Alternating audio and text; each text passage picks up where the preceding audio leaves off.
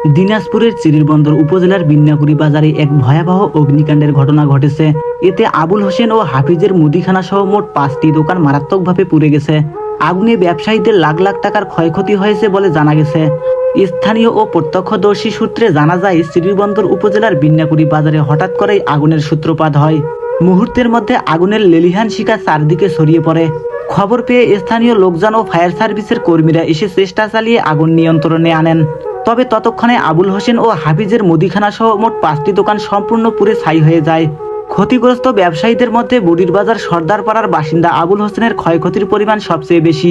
জানা গেছে, তিনি কিছুদিন আগেই ব্যাংক বা বিভিন্ন সংস্থা থেকে ঋণ নিয়ে প্রায় 8 লাখ টাকার মালামাল দোকানে তুলেছিলেন।